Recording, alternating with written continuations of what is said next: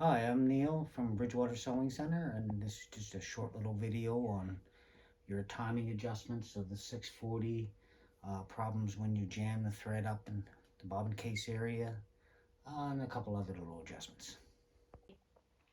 Okay, first I'm going to show the timing. Okay, I've taken the needle plate off the pressure feet. I'll take the feed dogs off so they're out of the way. So you can see exactly what's going on.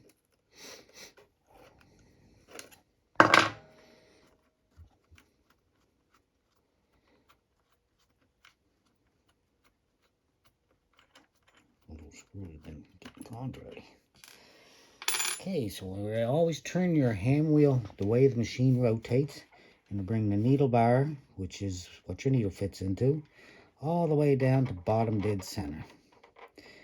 Now we're going to measure 2.5 millimeters from this bushing down, or if you've got some kind of little clamp that you can stick on there and tighten it up.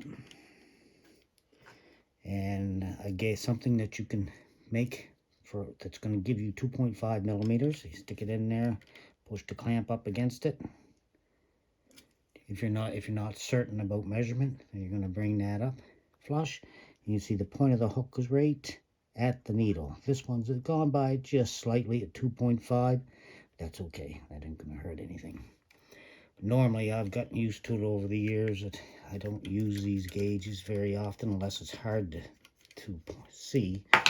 I just know that I can measure down 2.5 millimeters with my fingernail, turn the hand wheel towards me, and bring the needle bar up flush. And we're right in the hook. Now this can be, you have a little bit of tolerance one way or another.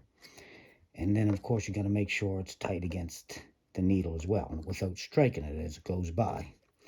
If you need to do any adjustments, you would loosen this screw here.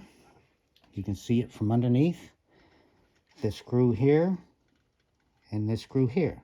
You would loosen them off, snap them open, and then just snug them up just slightly so nothing moves on you. And then that way you'd bring the needle bar back down. Okay, measure again, 2.5 millimeters. Turn your hand wheel towards you till it's up to the needle. And if this hook was gone by it, you would turn the hook this way, counterclockwise or clockwise. Okay, one way or the other. And then once you're satisfied that it's right in the middle of the scarf and the needle, then you have to check and make sure that it isn't too far to your right. And just push on the needle slightly, and if there's hardly any daylight, then snug this screw that you can get at just enough that it won't move until you can get down from underneath and tighten the screws up. Okay, next we would check the needle bar. Okay, once you've done your timing and you're happy with the timing and where the point of the hook is going by the scarf and the needle, or the cutaway in the needle, I know it's rated roughly in the center of the scarf. But if you're not sure, okay, you don't know where that needle bar would be, and you've got to pop this little piece of rubber off here, and you take a flashlight and look in there, and you'll see a screw that'll come to view, which is the clamp that holds this needle bar into place. But if you're not sure if your needle bar has been driven up or down, whatever the case might be, put a plate on, get something to measure again, and you're going to want, when your machine's down to its lowest point, or when the needle bar, is down to its bottom dead center, you're going to measure 15 millimeters from the bottom down to the needle plate. And if it is not 15 millimeters, been driven up or whatever, loosen that screw, push the needle bar down till you get 15 millimeters from here to the plate, snug it up. Take your plate off. By the way, when I'm turning this, I'm always turning the hand wheel towards me, not backwards. So I'm going to bring the needle bar down, and then you would continue turning. Check that 2.5 millimeters again. Bring it up to the point of the hook, right at the needle. And I can see that I'm right square in the middle of the scarf, or the cutaway in the needle. If you're happy with that, then make sure that screw's tight. Check again the screws on your hook assembly. If they look down in here, you can actually see the screws right down in here. Okay, you've got 1, 2, 3 screws there, and you would loosen them and then just snug up just slightly so you'd be able to turn this around if you had to when you were doing your timing. Next, we'll check. In other words, a common thing that'll happen with these machines, and this will cover a lot of different side-loading machines, is the thread will get caught in the bobbin case base. It'll jam up. On the 640 and the 0303s of our brand of machines, the electronic machines, that'll come up as an error code of E7. In other words, the thread jam. So what you would have to do, if there's no play here at all, you can't turn your hand wheel one way or the other, you're going to loosen this screw. This is called the position finger. That off. You're going to pop the position finger off out of the way. Then you'd be able to turn the hand wheel. Doesn't matter whether you turn it backwards or forward, whatever way you want to get it. And what we're going to do is I'm turning backwards right now. Actually, I want to turn forward. I'll bring the base down. I'll take 2 screwdrivers instead of a screwdriver and a hammer, because I don't want to break anything. And I would sit there and put it right in this groove and keep tapping until I get this bobbin case freed. Okay, and once you get it spinning around, okay, and there doesn't seem to be any free, nothing jamming it up, then what I'll do, screwdriver's down here for a minute, I'm going to put it back up in this position here and put the position finger back into place. Make sure it's caught in there. Take something sharp, in this case it's a little screwdriver, so you line that hole up here where the screw goes back in.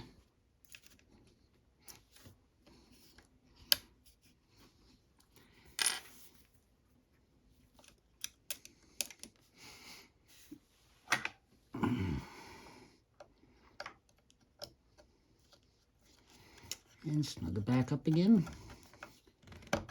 And just wiggle the hand wheel, make sure it's all good. Then you would take a little drop of oil, put down in here where you see the hook assembly, which is this piece, and a bobbin case base where they travel along that little ridge. Put a little bit of oil in there, turn it around a couple times. Then you would recheck your timing, okay? Make sure that sometimes what will happen, it'll jam up here tight enough that it'll jam this up and throw your timing out. So you would have to check your timing as well. But probably 70% of the time it just jams it up and doesn't disturb your timing. Next, we'll replace the take-up spring. You notice here that this one, of course, working, but if it's broken, you'd reach in here, and this is the case of a lot of different other machines as well. A lot of them have the screw pointing in that direction. You're going to loosen it off and take the whole cylinder out. Okay, all that is a tension release, tension release pin. Okay, goes in the back. When you lift your foot up, it pushes out. So we'll put that here. If I had to replace the take-up spring, I would loosen this screw.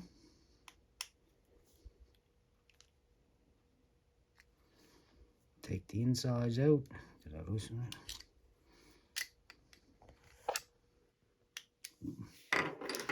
Watch your screwdriver doesn't slip too. I've had that happen before.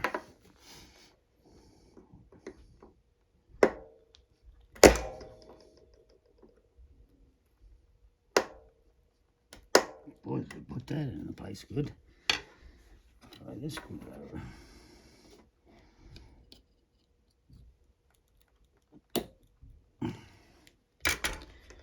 Okay, so I've loosened the screw after 2 or 3 tries. So I take the insides out, take the spring, the old broken spring out, of course. This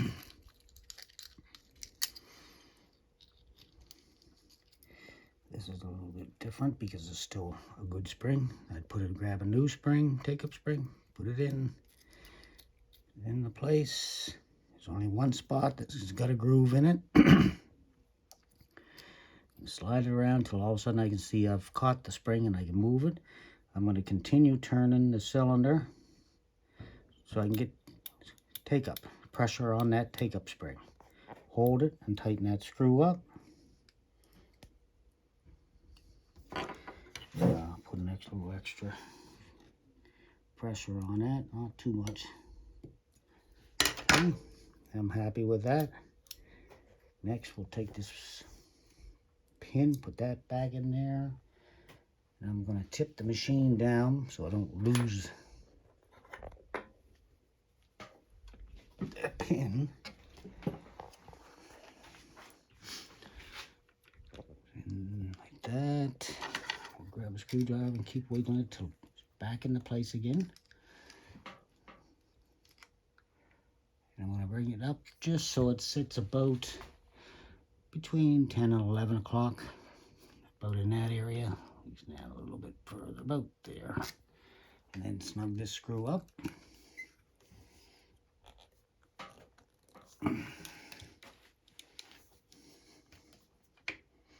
Now, if you're too far in, you're going to notice the tension. See how my tensions are still loose? That's because I've driven this cylinder in too far. And I've got my pressure foot down. Okay, if your pressure foot is up, then that's what you would want to see. So I'll let that out a little bit, bring it back out towards me.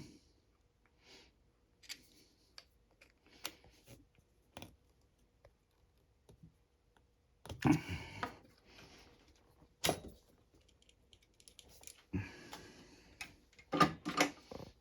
still too far in there.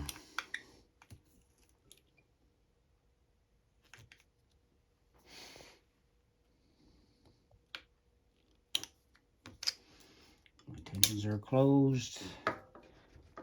Yeah, my tensions are releasing. So you have to just play with it a little bit in and out to make sure that it's closed when the foot's down, and when you lift your foot up, it's going to open just slightly. It'll open more, of course, with the knee lever.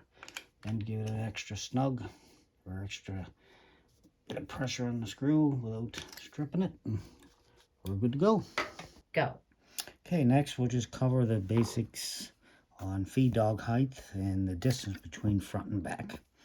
Okay, as you can see here, as I turn my hand wheel, they're disappearing, and they come back up again.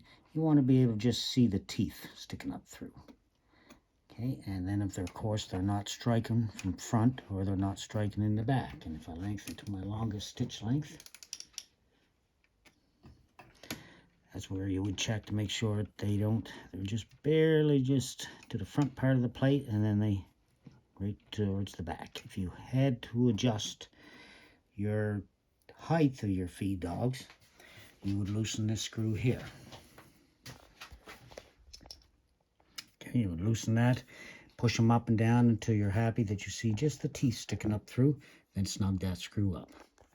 If all of a sudden at your longest stitch you hear a clicking noise and it's actually the feed dog hitting the front part of the plate or the back part of the plate on your longest stitch, you would come around again, loosen these two screws and push it this way or that way, and then just snug them up, recheck, make sure they're centered in the middle of your needle plate.